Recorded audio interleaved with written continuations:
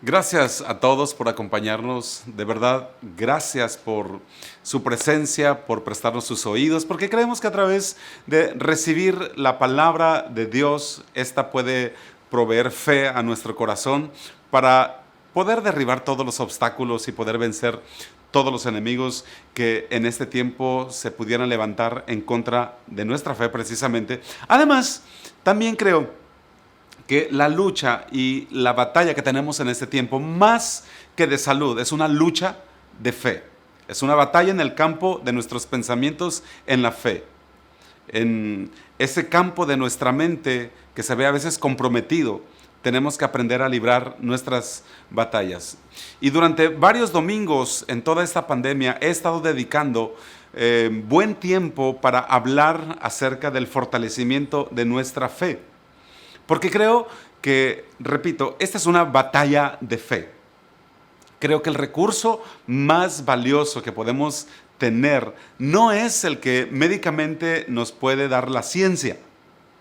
Porque incluso en muchos lados ya se han declarado incompetentes en medio de este desafío para dar solución a este problema aparentemente de salud, pero necesitamos echar mano de nuestra fe, aun cuando el gigante tenga por nombre salud o economía, o quizá incertidumbre, o quizá temor. La fe sigue siendo el capital más preciado con el que nosotros los creyentes podemos enfrentar estos desafíos. Y creo que como nunca antes nuestra fe tiene que estar combinada con el poder de nuestra obediencia a la palabra de Dios, el poder de la sabiduría que viene de Dios, como nunca antes. Porque podríamos tener fe, pero si no tenemos un corazón alineado en obediencia a la palabra de Dios, podríamos incluso sufrir derrotas, podríamos padecer pérdidas, podríamos llegar a dudar de la existencia y de la bondad de Dios. Y esto me hace recordar una parte de las Escrituras en el libro de Josué, donde ese general Josué guía a los ejércitos a tomar la tierra prometida. Y la segunda ciudad que toman es la ciudad de Jai. La primera fue Jericó, una gran ciudad muy poderosa. Y habiendo vencido a Jericó, les dio confianza para dirigirse a Jai, un pueblo pequeño. Por lo tanto, toma un pequeño grupo de hombres creyendo que sería muy fácil. Él iba confiado, él iba con fe, pero no había corazones alineados a la obediencia de la palabra de Dios, a pesar de tener fe en medio de esos hombres. Y dice la Escritura que sufrieron una gran derrota. Ahora bien, Dios le había prometido a Josué que nunca conocería la derrota. Dios le había dicho a Josué que todo le saldría bien todos los días de su vida. Date cuenta de eso. Y Josué era uno de los hombres que había reconocido la tierra antes del pueblo entrar a esa tierra. Él no era un hombre depresible, él no era un hombre incrédulo, él era un hombre de fe. Él era un tipo de hombre que tenía siempre una buena palabra. El tipo de hombre que siempre da una buena perspectiva en los sucesos. Él no era un hombre depresivo, acomplejado, atemorizado. Él no era alguien que se escudaba en el no puedo, no sirvo, está difícil. Eso no estaba en su boca nunca. Sin embargo, de pronto llega a un punto en que, aunque Dios le había prometido la tierra y Dios le había prometido que siempre lo acompañaría, que nunca él conocería derrota, yo me pregunto, ¿cuál sería el sentir de este hombre cuando de pronto él prefería estar de nuevo en Egipto o quizá en el desierto que estar pasando la experiencia de derrota en ese momento? En el libro de Josué, capítulo 7, versículo 7, él expresa lo siguiente y él dice: ojalá nos hubiéramos quedado al otro lado del Jordán. De pronto un hombre lleno de fe se le mira con un corazón frustrado por la derrota que había sufrido por un pequeñito pueblo insignificante, porque ellos consideraron que el pueblo era demasiado pequeño como para llevar todo el ejército y solo se llevan a 3,000 hombres para pelear. Pero inesperadamente ocurre lo que leemos en la Escritura, que los de Jai les ponen una paliza de verdad, que, bueno, por si fuera poco, todavía vienen contra los de la reserva y ahí matan a más de 20,000 hombres, dice la Escritura. Esto era algo que no tenía lógica, porque ellos tenían una promesa de parte de Dios. Ellos tenían toda la fe y la confianza de que podían vencer a ese pequeño ejército, pero un solo descuido les hizo perder una importante batalla y miles de vidas perecieron. Pero hoy te quiero decir algo. Hoy estamos igual, estamos en una guerra. Y la razón de esta guerra es muy simple. El diablo, tu enemigo, odia todo lo que Dios ama. Y escúchame, Dios te ama a ti. Dios te ama. Y tu enemigo odia todo lo que Dios ama. Y cuando Satanás, tu enemigo, descubre que tú y tu familia, tu iglesia, tu ciudad, tienen un propósito en el plan de Dios, él no se queda quieto. Él desata una guerra. Y estoy hablando de una guerra de depresión, de desánimo, de frustración, de tentaciones a soltar todo. Porque las guerras más intensas en la vida siempre van a venir cuando algo grande Dios quiere hacer contigo. Porque quizá el diablo no le teme a tu presente, pero cuando Dios tiene planes contigo, el diablo le tiene miedo a tu glorioso futuro. Y por causa de lo que sabe que Dios hará contigo en el futuro, te presenta las más intensas batallas en tu presente. Y quiero mostrarte un pasaje donde nos muestra como una radiografía de una batalla que hubo entre un hombre y la promesa que Dios le había entregado por causa de una controversia. Hebreos 6, del 13 al 15, dice así: porque cuando Dios hizo la promesa a Abraham, no pudiendo jurar por otro mayor, juró por sí mismo, diciendo: de cierto te bendeciré con abundancia y te multiplicaré grandemente. Y habiendo esperado con paciencia, dice, alcanzó la promesa. ¿Qué sucede aquí? Mira, un día Dios se asoma del cielo y mira un ancianito de 75 años allá en la tierra, casado con una ancianita estéril de 65 años.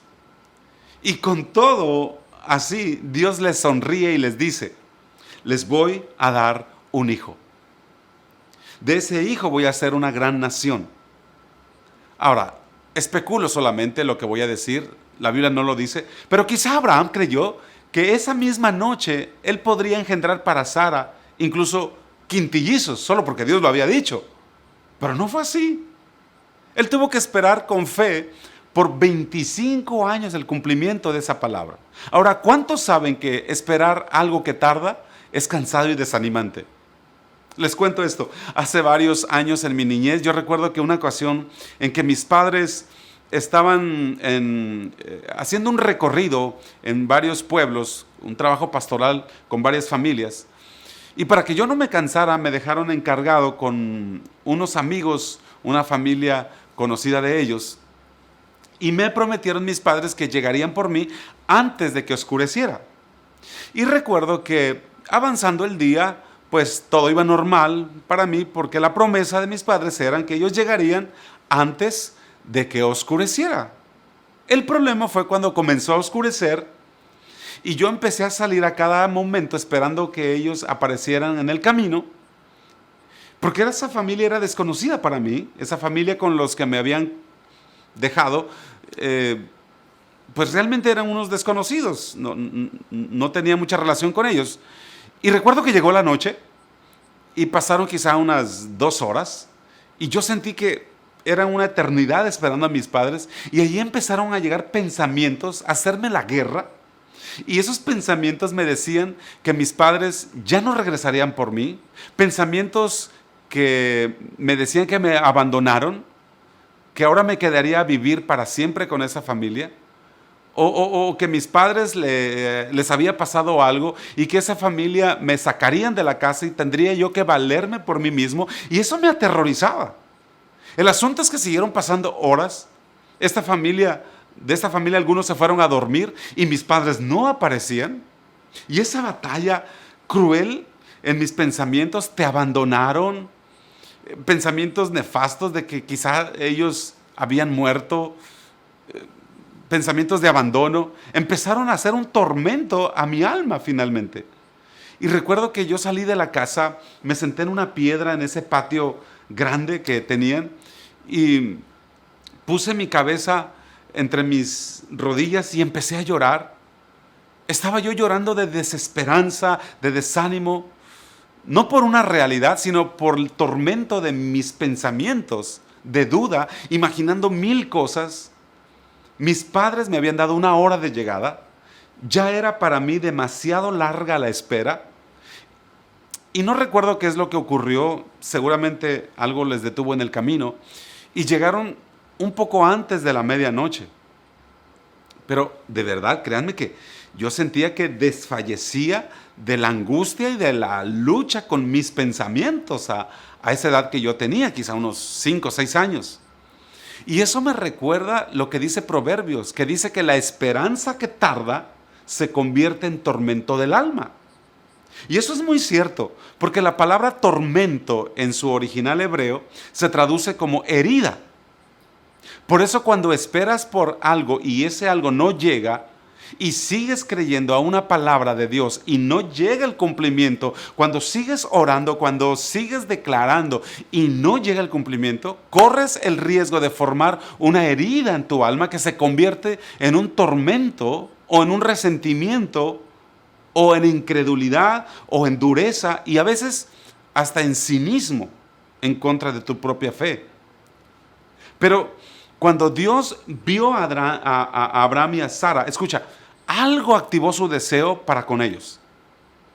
Algo hizo que Dios quisiera hacer algo con esa pareja que él estaba viendo.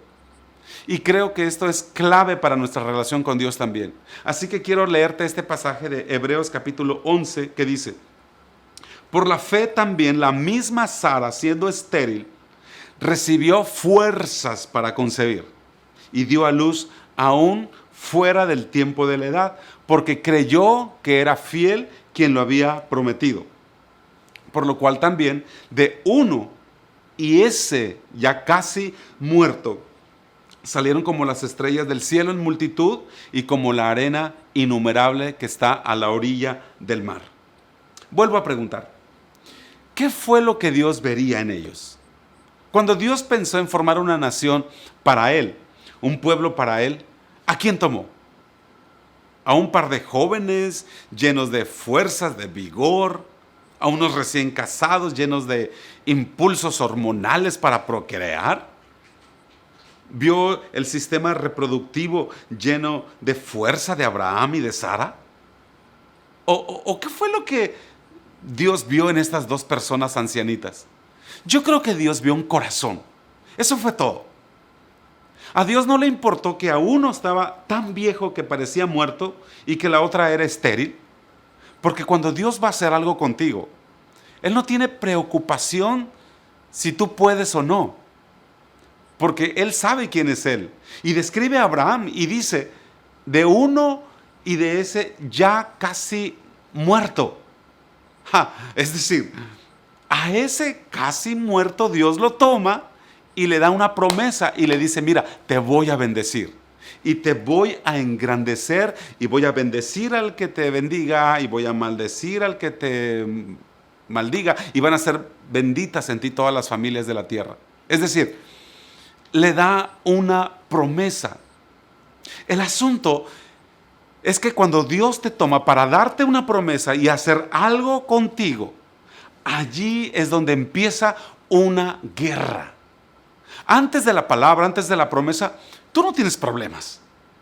Antes, la vida te transcurre serena, te transcurre apacible, hasta que Dios activa un deseo suyo en tu vida. Por eso es que aquellas personas con las cuales Dios quiere hacer algo, van a tener que vivir guerras. Guerras en su fe, guerras en su mente como la de Abraham. Y la batalla de Abraham consistía en que el enemigo quería derribar una palabra que había sido dada por Dios y que estaba sosteniendo a Abraham. Es por eso que tus guerras más sangrientas van a estar llenas del peor desánimo, de las peores tentaciones, de las más grandes luchas de dudas. Pero estas batallas siempre vienen cuando Dios quiere hacer algo grande contigo. Siempre. Porque mira, Abraham vivía al contento. Abraham vivía tranquilo en su rancho con toda su familia, en medio de toda su parentela. Cuando de pronto un buen día llega Dios y le dice, ven Abraham, tengo algo para ti. Y cuando le entrega la palabra, la promesa, ahí comienza la guerra, no antes. Antes todo estaba bien, antes todo estaba tranquilo. Antes de Abraham entender que había un propósito mayor en su vida, antes de entender que Dios lo iba a usar de manera poderosa para bendecir a toda la tierra, todo parecía estar bien. El problema comenzó cuando él creyó en la promesa que Dios le había dado. Allí el enemigo le declaró una guerra. Y ve por favor lo que dice Hebreos 6, 16 y dice, porque los hombres ciertamente juran por uno mayor que ellos. Y para ellos, escucha bien esto, el fin de toda controversia es el juramento para confirmación. Sucede esto. Dios le da a Abraham una promesa. Pero allá en su corazón, Abraham estaba en una guerra de fe y estaba pensando, híjole Dios, ya sé que me lo prometiste, ya sé, pero ¿será que escuché claramente? ¿No estaré confundido? ¿Será cierto que lo vas a cumplir, Señor? Porque Dios sabe que nos cuesta trabajo creer muchas veces. Por eso el apóstol Pablo hablaba y decía la batalla de la fe. Porque si quieres creer de verdad vas a tener que pelear y vas a tener que librar batallas de tu fe. Porque si dejas de pelear, en ese momento te llenas de incredulidad. Si dejas de batallar en la fe, te puedes llenar de cinismo incluso contra Dios mismo. Y eso es lo que le ha pasado a muchas personas en este tiempo de pandemia que han abandonado el camino y la fe en Cristo Jesús, han dejado a Jesús. Por eso cuando quieres tener fe para creer, digamos, el lunes por la noche para orar por un enfermo, desde la mañana de ese mismo lunes tienes que comenzar peleando. ¿Quieres seguir creyendo el día martes? Entonces no dejes de pelear el lunes. Porque creer es una guerra. Y de pronto Dios mira batallando a Abraham en su mente. Y ahí es donde Dios le dice, mira Abraham, no solo te lo voy a prometer. Hoy te lo juro. Te juro que voy a cumplir. Si no te basta lo que te prometí, ahí te va. Te lo juro, Abraham. Y cuando Abraham escucha a Dios decir, te lo juro, ahí fue donde Abraham creyó totalmente, con una capacidad de esperar hasta 25 años más. Ya no había más nada para él. Ahí creyó, ahí se acabó toda controversia, como dice el pasaje que leímos. Pero, ¿sabes por qué Dios juró? Porque Dios quería demostrar que sí iba a cumplir. Que lo que había prometido lo haría. Pero no solamente esa demostración era para Abraham. La Biblia dice que esa demostración es para los herederos de Abraham. Ahora, ¿quiénes son los herederos de esta promesa de Abraham? Tú y yo. Exacto, tú y yo. Es decir, ese juramento lo hizo a Abraham, pero para que nosotros tuviéramos certeza que lo mismo haría con nosotros. Mira lo que dice el versículo 17. Por lo cual, queriendo Dios mostrar más abundantemente a quienes, dice, a los herederos de la promesa, la inmutabilidad de su consejo, interpuso juramento. Es decir, todo lo que está escrito quedó para nuestra enseñanza, quedó para nuestra inspiración. Por eso entendemos que cuando Dios le jura a Abraham, era para que cada vez que tú y yo leyéramos esta parte de las Escrituras, nuestra fe se reavivara, se fortaleciera y dijéramos, sí, claro que sí, Dios va a cumplir. Porque Él no solamente lo prometió, sino también lo juró. Y no solo le juró a Abraham, sino le juró a los herederos de la promesa. Y yo soy un heredero. Dios me juró a mí también. ¡Wow! ¡Qué increíble Dios tenemos! Que para tocar nuestro corazón, Él es capaz de salirse de los cánones escritos con tal de darnos certidumbre y certeza. Prometer era suficiente, pero Él fue más allá y juró. Y el versículo 16 dice, porque los hombres ciertamente juran por uno mayor que ellos. Y para ellos, el fin de toda controversia, es decir, el fin de toda duda, de todo pleito, es el juramento para confirmación. Ahora, ¿qué es una controversia? Una controversia es un pleito, es una disputa, es una tormenta de versiones contrarias a una realidad. Entonces, cuando Dios le dice a Abraham, mira Abraham, te voy a bendecir y vas a hacer una bendición, inmediatamente se levanta un argumento contrario del enemigo. Y el enemigo le dice a Abraham, ay, ajá, y tú le crees a Dios. ¿Y tú crees que te mereces esa bendición de Dios? Ah, no, hombre, ya te viste, estás viejito, no hay posibilidades para ti. Sé realista, Abraham, tú nunca vas a poder. Eso no es para gente como tú, Abraham. Y ahí comenzó una controversia. Ahora te repito, la controversia para Abraham no comenzó cuando él estaba allá en su hamaca tomándose un coco frío, allá en su rancho. No. El conflicto, es decir, la controversia que habla este pasaje, comenzó cuando Abraham entendió que Dios haría algo con él, que haría algo con su vida. Fue ahí cuando se levantó una ofensiva brutal contra la palabra que Abraham tenía. Y esa controversia se levanta para derribar la promesa entregada de parte de Dios a Abraham. Por eso algo que debemos comprender es que ese argumento, esa controversia en boca de tu enemigo, siempre va a estar llena de una maligna esperanza de que con ella te pueda hacer dudar de lo que Dios te dijo. Así es. No solo tú tienes esperanza, tu enemigo también tiene la esperanza puesta en que te va a hacer volver atrás. Él tiene la esperanza puesta en que te va a hacer dudar. Mira lo que dice Romanos 4:18. Dice, Él creyó en esperanza contra esperanza, para llegar a ser padre de muchas gentes conforme a lo que se le había dicho. Así será tu descendencia. Esperanza contra esperanza. Es decir, el argumento de Satanás en la mente de Abraham era para derribar la esperanza que Dios había puesto en Abraham. Y era algo así como, ay, ¿a poco sí crees que vas a tener un hijo, Abraham, a esa edad? Míralo. ¿Y crees que Sara pueda concebir si es estéril? Porque esa es la guerra de esperanza contra esperanza. Tu enemigo no viene contra ti con alfileritos. Él viene con la esperanza de acabarte, de deprimirte, de tumbarte, de confundirte. Él viene con la esperanza de quitarte la alegría, con la esperanza de hacerte creer que la promesa que Dios juró no se va a cumplir. Sin embargo, Abraham peleó contra esa esperanza que su enemigo tenía.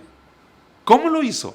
Lo hizo con la palabra basada en un juramento que había salido de la boca de Dios.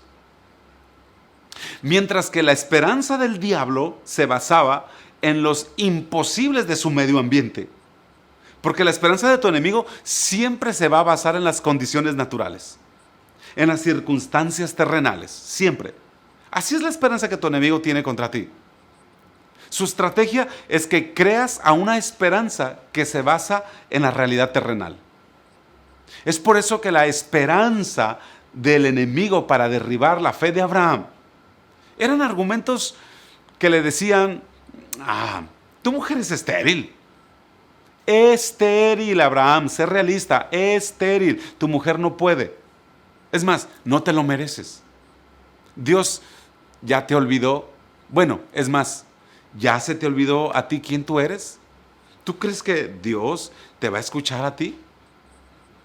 Esa es la esperanza del enemigo, hacer decaer tu fe. Esa maligna esperanza de nuestro enemigo nos pega duro. ¿Sabes por qué? Porque nos toca la pata que todos cojeamos, que es nuestra realidad terrenal.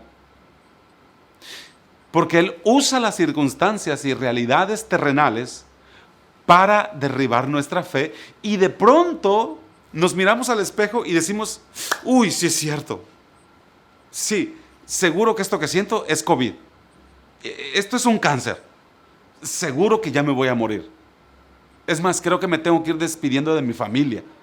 Siento que esta es una enfermedad de la que de una vez sí, yo creo que me voy a morir. ¿Y si me muero? ¿Y qué va a ser mi familia, mis padres? ¿Y qué va a ser de mis hijos? Y allí es donde tienes que identificar los dardos del enemigo. Porque de pronto estás creyendo a la promesa que dice, por ejemplo, honra al Señor con tus bienes y con las primicias de todos tus frutos, y Él te bendecirá con abundancia, y tus lagares rebosarán de mosto, y de pronto entonces das tus ofrendas, das tus primicias, y eres generoso. Pero luego parece que no sucede nada, que no se cumple esta palabra. Y ahí viene la palabra basada en la realidad terrenal, y esa es la palabra en la que el enemigo fundamenta su esperanza para matar tu fe. Entonces él te dice, pues ¿qué no dijo Dios que te iba a bendecir? A ver, ¿dónde está su bendición? Mira, hasta te corrieron del trabajo, ya te bajaron el sueldo a la mitad. Mira a tus hijos, tienes que pagar la renta. ¡Ey! No se te olvide, esto es una guerra. Porque tu enemigo tiene la esperanza de que te va a deprimir. Tu enemigo tiene la esperanza de que va a quebrar tu espíritu. Así que escúchame, la guerra comienza cuando tú tienes una esperanza anclada en la fidelidad de Dios y a su palabra. Y crees que Dios hará algo en tu vida. Porque mientras no crees nada, tú no le preocupas al diablo. Mientras no crees nada, tú no eres enemigo para Satanás. Pero cuando tú empiezas a creer, a confiar en Dios, a las promesas del Señor, cuando crees que un tiempo distinto vendrá a tu vida, entonces el diablo es cuando se levanta para infundir su maligna esperanza contraria a la esperanza de gloria que tú tienes en Cristo Jesús. Pero ¿sabes cómo ganar esa batalla? En tus pensamientos. Isaías 26:3 dice, tú guardarás en completa paz aquel cuyo pensamiento en ti persevera, porque en ti ha confiado. Los pensamientos son ese campo de batalla que debemos saber librar para conservar la fe. Fe en aquellas cosas que Dios nos ha hablado. Efesios 6:16 dice, sobre todo, toma el escudo de la fe, con que puedas apagar todos los dardos de fuego del maligno. Y yo quiero que te imagines al enemigo tratando de matar tu fe, de cazar tu fe. Y él toma una flecha con pensamientos contaminados, de duda, la pone en su arco, lo tensa, apunta hacia tu mente, ¡pah! Pega. Y cuando pegan tus pensamientos, es cuando escuchas, estás viejo, estás pobre, no hay esperanza, no vas a lograr terminar la carrera universitaria, no vas a hallar trabajo, menos en este tiempo. Saca otra flecha, tensa su arco el enemigo, ¡puf! Directo a tu cabeza, a tus pensamientos, pega. Y te dice, llevas años creyéndolo y nada pasa, ya renuncia, ya olvídate. Las cosas no van a cambiar en tu matrimonio.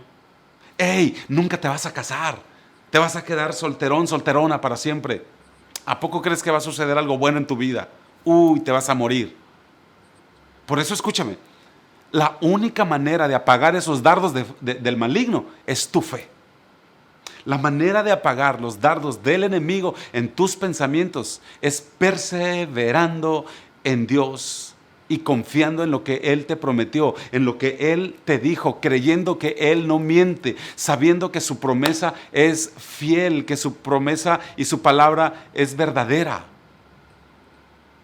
Qué increíble lo que revela Hebreos, que dice que Dios juró para fin de toda controversia. La controversia es aquello que te dice que Dios no va a hacer lo que Él dijo que haría. Pero Hebreos dice, muy bien, para fin de toda controversia, Dios no solo te lo prometió, Él te lo juró. ¡Wow! ¡Wow! Él te lo juró. De verdad, yo oro que Dios quebrante toda fortaleza de mentiras, de engaños, de argumentos contrarios a lo que Él te ha prometido en su palabra.